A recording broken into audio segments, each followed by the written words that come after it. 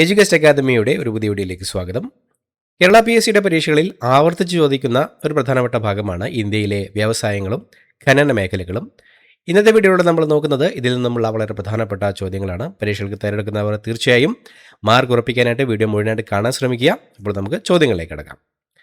കയറ്റുമതി പ്രോത്സാഹിപ്പിക്കുന്നതിനായി പ്രത്യേക ആനുകൂല്യങ്ങളോടെ ആരംഭിച്ച മേഖലകളാണ് പ്രത്യേക സാമ്പത്തിക മേഖലകൾ, സ്പെഷ്യൽ എക്കണോമിക് സോൺ, SEZ. കയറ്റുമതി പ്രോത്സാഹിപ്പിക്കുന്നതിനായി പ്രത്യേക ആനുകൂല്യങ്ങളോട് ആരംഭിച്ച മേഖലകളാണ് പ്രത്യേക സാമ്പത്തിക മേഖലകൾ. 1965 ഗുജറാത്തിലെ കണ്ട്ലയിൽ EPZ, എക്സ്പോർട്ട് പ്രോസസ്സിംഗ് സോൺ സ്ഥാപിച്ചു. പിന്നീട് 2000 ആണ്ടിലെ സാമ്പത്തിക നയത്തിൻ്റെ ഭാഗമായാണ് ഇവ SEZ, സ്പെഷ്യൽ എക്കണോമിക് സോണായി മാറ്റപ്പെട്ടത്. കേരളത്തിലെ പ്രശസ്തമായ ഒരു സെസ് ആണ് കൊച്ചിയിലുള്ള CSEZ, Cochin special economic zone. വ്യാവസായിക വിപ്ലവം, ഇൻഡസ്ട്രിയൽ റവല്യൂഷൻ ആരംഭിച്ച രാജ്യം ബ്രിട്ടൻ, ഇംഗ്ലണ്ട്. വ്യാവസായിക വിപ്ലവം ആരംഭിച്ച രാജ്യം ബ്രിട്ടനാണ്. 18-ാം നൂറ്റാണ്ടിൻ്റെ മധ്യത്തിൽ ബ്രിട്ടനിൽ ആരംഭിച്ച കാർഷിക വിപ്ലവം, അഗ്രികൾച്ചറൽ റവല്യൂഷൻ, ലോക ചരിത്രത്തെ തന്നെ മാറ്റിമറിച്ച ഒന്നാണ്. വ്യാവസായിക വിപ്ലവം ആരംഭിച്ച നൂറ്റാണ്ട് 18-ാം നൂറ്റാണ്ട്. 18-ാം നൂറ്റാണ്ടിലാണ് വ്യാവസായിക വിപ്ലവം ആരംഭിച്ചത്. ഇംഗ്ലണ്ടിലെ തുണി വ്യവസായ മേഖലയിലാണ് വ്യാവസായിക വിപ്ലവത്തിൻ്റെ ആദ്യ ചലനങ്ങൾ പ്രകടമായത്. തുടർന്ന് 19-ാം നൂറ്റാണ്ടിലേക്ക് കടന്നതോടെ ഇത് ലോകമെമ്പാടും വ്യാപിക്കുകയും മനുഷ്യചരിത്രത്തെ തന്നെ മാറ്റിമറിക്കുകയും ചെയ്തു. ഇന്ത്യയിലെ ഏറ്റവും വലിയ തൊഴിൽ ദാതാവായ കയറ്റുമതി അധിഷ്ഠിത നിർമ്മാണ വ്യവസായം വസ്ത്ര തുണിത്തര വ്യവസായം, ടെക്സ്റ്റൈൽ ആൻഡ് അപ്പാരൽ ഇൻഡസ്ട്രി. ഇന്ത്യയിലെ ഏറ്റവും വലിയ തൊഴിൽ ദാതാവായ കയറ്റുമതി അധിഷ്ഠിത നിർമ്മാണ വ്യവസായമാണ് വസ്ത്ര തുണിത്തര വ്യവസായം. ഇന്ത്യൻ സമ്പദ് വ്യവസ്ഥയിൽ കൃഷി കഴിഞ്ഞാൽ രാജ്യത്തെ ഏറ്റവും കൂടുതൽ ആളുകൾക്ക് തൊഴിൽ നൽകുന്ന മേഖലയാണിത്. ആധുനിക ഇന്ത്യൻ വ്യവസായത്തിൻ്റെ പിതാവ്, father of modern Indian industry എന്നറിയപ്പെടുന്നത് ജംഷഡ്ജി ടാറ്റ, JN ടാറ്റ. ജംഷഡ്ജി ടാറ്റയാണ് ആധുനിക ഇന്ത്യൻ വ്യവസായത്തിൻ്റെ പിതാവ്, father of modern Indian industry എന്നറിയപ്പെടുന്നത്. പ്രശസ്ത വ്യവസായ ഗ്രൂപ്പായ ടാറ്റ ഗ്രൂപ്പിൻ്റെ സ്ഥാപകനാണ് അദ്ദേഹം. ഇന്ത്യയിൽ ആദ്യത്തെ ആസൂത്രിത വ്യാവസായിക നഗരം, ഫസ്റ്റ് പ്ലാൻഡ് ഇൻഡസ്ട്രിയൽ സിറ്റി എന്നറിയപ്പെടുന്നത് ജംഷഡ്പൂർ. ജാർഖണ്ഡിലെ ജംഷഡ്പൂരാണ് ഇന്ത്യയിലെ ആദ്യത്തെ ആസൂത്രിത വ്യാവസായിക നഗരം, ഫസ്റ്റ് പ്ലാൻഡ് ഇൻഡസ്ട്രിയൽ സിറ്റി എന്നറിയപ്പെടുന്നത്. ടാറ്റ ഗ്രൂപ്പിൻ്റെ സ്ഥാപകനായ ജംഷഡ്ജി ടാറ്റയുടെ ദീർഘവീക്ഷണത്തിൽ നിന്നാണ് ഈ നഗരം രൂപം കൊണ്ടത്. അദ്ദേഹത്തോടുള്ള ആദരസൂചകമായാണ് നഗരത്തിന് ജംഷഡ്പൂർ എന്ന് പേരിട്ടത്. 1965 ഇന്ത്യയിലെയും ഏഷ്യയിലെയും ആദ്യത്തെ പ്രത്യേക സാമ്പത്തിക മേഖല EPZ സ്ഥാപിതമായത് എവിടെയാണ്?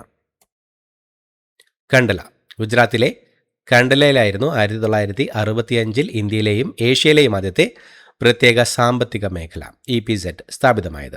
പിന്നീട് 2000 ആണ്ടിൽ ഇന്ത്യ പുതിയ സാമ്പത്തിക മേഖല സെസ് നയം പ്രഖ്യാപിച്ചപ്പോൾ ഈ കണ്ട്ല EPZ-നെ രാജ്യത്തെ ആദ്യത്തെ സെസ്, സ്പെഷ്യൽ എക്കണോമിക് സോണായി മാറ്റുകയും ചെയ്തു. വ്യാവസായിക ഉൽപ്പാദന ഉൽപ്പന്നങ്ങളുടെ ഗുണമേന്മ ഉറപ്പുവരുത്തിക്കൊണ്ട് അതിനുള്ള അംഗീകാരവും മുദ്രയും നൽകുന്ന ഇന്ത്യയിലെ ഔദ്യോഗിക സ്ഥാപനം bureau of Indian standards, BIS. വ്യാവസായിക ഉൽപ്പാദന ഉൽപ്പന്നങ്ങളുടെ ഗുണമേന്മ ഉറപ്പുവരുത്തിക്കൊണ്ട് അതിനുള്ള അംഗീകാരവും മുദ്രയും നൽകുന്ന ഇന്ത്യയിലെ ഔദ്യോഗിക സ്ഥാപനമാണ് BIS, bureau of Indian standards. വ്യാവസായിക ഉൽപ്പന്നങ്ങൾ ആവശ്യമായ ഗുണനിലവാരം പുലർത്തുന്നുണ്ടെന്ന് ഉറപ്പാക്കി BIS നൽകുന്ന സർട്ടിഫിക്കേഷൻ മുദ്രയാണ് ISI. സ്വർണം, വെള്ളി തുടങ്ങിയ ആഭരണങ്ങളുടെ ശുദ്ധത അളന്ന് രേഖപ്പെടുത്തുന്നതും BIS തന്നെയാണ്. Bureau of Indian standards, BIS, ഔദ്യോഗികമായി നിലവിൽ വന്നത് 1987 April 1. 1987 April 1 bureau of Indian standards, BIS, ഔദ്യോഗികമായി നിലവിൽ വന്നത്. 1947 ജനുവരി 6 സ്ഥാപിതമായ ഇന്ത്യൻ സ്റ്റാൻഡേർഡ്സ് ഇൻസ്റ്റിറ്റ്യൂഷൻ, ISI എന്ന സ്ഥാപനത്തെ പുനഃസംഘടിപ്പിച്ചുകൊണ്ടാണ് BIS രൂപീകരിച്ചത്. Board of industrial and financial reconstruction, BIFR സ്ഥാപിതമായത് 1987. 1987 board of industrial and financial reconstruction BIFR സ്ഥാപിതമായത്. നഷ്ടത്തിലായതും അടച്ചുപൂട്ടലിൻ്റെ വക്കിലെത്തിയതുമായ വ്യവസായശാലകളെ സിഖ് ഇൻഡസ്ട്രിയൽ കമ്പനീസിനെ കണ്ടെത്താനും അവയെ സാമ്പത്തികമായി പുനരുദ്ധരിക്കാനും ലക്ഷ്യമിട്ടാണ് ഇത് രൂപീകരിച്ചത്. ഇന്ത്യയിൽ ഏറ്റവും കൂടുതൽ സ്വർണം ഉൽപ്പാദിപ്പിക്കുന്ന സംസ്ഥാനം കർണാടക. കർണാടകയാണ് ഇന്ത്യയിലെ ഏറ്റവും കൂടുതൽ സ്വർണം ഉൽപ്പാദിപ്പിക്കുന്ന സംസ്ഥാനം. ഇന്ത്യയിലെ ആകെ സ്വർണ്ണ ഉൽപ്പാദനത്തിൻ്റെ ഏകദേശം 99% കർണാടകയിൽ നിന്നാണ് ലഭിക്കുന്നത്. കർണാടകയിലെ പ്രധാന സ്വർണ്ണഖനി ഹട്ടി സ്വർണ്ണഖനിയാണ്. കർണാടകയിലെ പ്രധാന സ്വർണ്ണഖനി ആയിരുന്ന കോലാർ സ്വർണ്ണഖനി ഇപ്പോൾ പൂർണ്ണമായും പ്രവർത്തനരഹിതമാണ്. ലോകത്തെ ഏറ്റവും കൂടുതൽ യുറേനിയം ഉൽപ്പാദിപ്പിക്കുന്ന രാജ്യം കസാക്കിസ്ഥാൻ. കസാക്കിസ്ഥാനാണ് ലോകത്തെ ഏറ്റവും കൂടുതൽ യുറേനിയം ഉൽപ്പാദിപ്പിക്കുന്ന രാജ്യം. ആഗോളതലത്തിൽ ഉൽപ്പാദിപ്പിക്കുന്ന ആകെ യുറേനിയത്തിൻ്റെ ഏകദേശം 39% ഈ ഒരു രാജ്യം മാത്രമാണ് സംഭാവന ചെയ്യുന്നത്. ഇന്ത്യയിൽ ഏറ്റവും കൂടുതൽ യുറേനിയം ഉൽപ്പാദിപ്പിക്കുന്ന സംസ്ഥാനം ആന്ധ്രാപ്രദേശ്.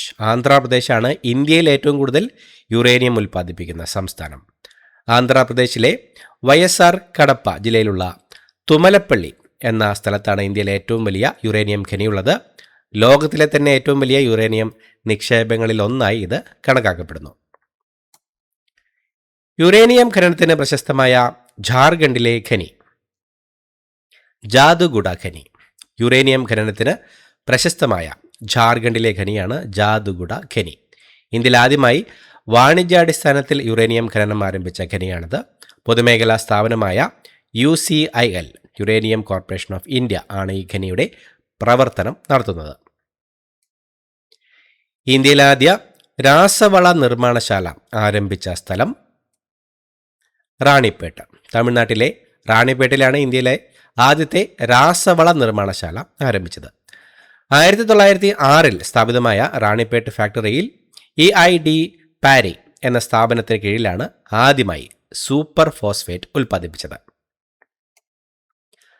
സ്വാതന്ത്ര്യാനന്തര ഇന്ത്യയിൽ പൊതുമേഖലയിൽ പബ്ലിക് സെക്ടറിൽ ആരംഭിച്ച ആദ്യത്തെ വൻകിട രാസവള നിർമ്മാണ കേന്ദ്രം സിന്ദ്രി. ജാർഖണ്ഡിലെ സിന്ദ്രിയാണ് സ്വാതന്ത്ര്യാനന്തര ഇന്ത്യയിൽ പൊതുമേഖലയിൽ പബ്ലിക് സെക്ടറിൽ ആരംഭിച്ച ആദ്യത്തെ വൻകിട രാസവള നിർമ്മാണ കേന്ദ്രം. 1951 Sindri fertilisers and chemicals limited എന്ന പേരിൽ ഇത് ആരംഭിച്ചു. പിന്നീട് 1961 ഹിന്ദുസ്ഥാൻ കെമിക്കൽസ് ആൻഡ് ഫെർട്ടിലൈസേഴ്സ് ലിമിറ്റഡുമായി ലയിപ്പിച്ചുകൊണ്ടാണ് ചരിത്രപ്രസിദ്ധമായ fertiliser corporation of India FCI രൂപീകരിച്ചത്. ഇന്ത്യയിലെ ഏറ്റവും വലിയ ഫോസ്ഫേറ്റ് വളം നിർമ്മാണ പ്ലാന്റ് എവിടെയാണ് സ്ഥിതി ചെയ്യുന്നത്? പാരദ്വീപ്. ഒഡീഷയിലെ പാരദ്വീപിലാണ് ഇന്ത്യയിലെ ഏറ്റവും വലിയ ഫോസ്ഫേറ്റ് വളം നിർമ്മാണ പ്ലാന്റ് സ്ഥിതി ചെയ്യുന്നത്. ഒഡീഷയിലെ പാരദ്വീപിൽ സ്ഥിതി ചെയ്യുന്ന ഇഫ്കോ പ്ലാന്റാണ് ഇന്ത്യയിലെ ഏറ്റവും വലിയ ഫോസ്ഫേറ്റ് അധിഷ്ഠിത രാസവള നിർമ്മാണശാല. ഇന്ത്യയിലെ ഏറ്റവും പ്രധാനപ്പെട്ടതും സജീവമായ വജ്രഖനി പന്ന. മധ്യപ്രദേശിലെ പന്ന ഖനിയാണ് ഇന്ത്യയിലെ ഏറ്റവും പ്രധാനപ്പെട്ടതും സജീവമായ വജ്രഖനി. നിലവിൽ ഇന്ത്യയിൽ വാണിജ്യാടിസ്ഥാനത്തിൽ വജ്രം ഖനനം ചെയ്യുന്ന ഒരേയൊരു സജീവ ഖനിയും ഇതാണ്. കേന്ദ്ര പൊതുമേഖലാ സ്ഥാപനമായ NMDC നാഷണൽ മിനറൽ ഡെവലപ്മെന്റ് കോർപ്പറേഷനാണ് പന്നയിലെ ഖനനം നടത്തുന്നത്. പ്രശസ്തമായ കിംബർലി വജ്രഖനി സ്ഥിതി ചെയ്യുന്ന രാജ്യം. പ്രശസ്തമായ കിംബർലി വജ്രഖനി സ്ഥിതി ചെയ്യുന്ന രാജ്യമാണ് ദക്ഷിണാഫ്രിക്ക. South Africa. ദക്ഷിണാഫ്രിക്കയിലാണ് പ്രശസ്തമായ കിംബർലി വജ്രഖനി സ്ഥിതി ചെയ്യുന്നത്. ദക്ഷിണാഫ്രിക്കയിലെ നോർത്തേൺ കേപ്പ് പ്രവിശ്യയുടെ തലസ്ഥാനമായ കിംബർലി നഗരത്തിലാണ് ഈ ഖനി ഉള്ളത്. പ്രശസ്തമായ ഒറാപ്പ വജ്രഖനി സ്ഥിതി ചെയ്യുന്ന രാജ്യം ബോട്സ്വാന. ബോട്സ്വാനയിലാണ് പ്രശസ്തമായ ഒറാപ്പ വജ്രഖനി സ്ഥിതി ചെയ്യുന്നത്. ആഫ്രിക്കൻ വൻകരയിലെ ഒരു പ്രമുഖ രാജ്യമാണ് ബോട്സ്വാന. ഉപരിതല വിസ്തീർണത്തിന്റെ സർഫേസ് ഏരിയയുടെ അടിസ്ഥാനത്തിൽ ലോകത്തിലെ ഏറ്റവും വലിയ വജ്രഖനിയാണ് ഇത്. ഇത്രയുമാണ് ചോദ്യങ്ങൾ. പുതിയ വീഡിയോയുമായി വീണ്ടും കാണാം. Thank you so much for watching. Have A nice day.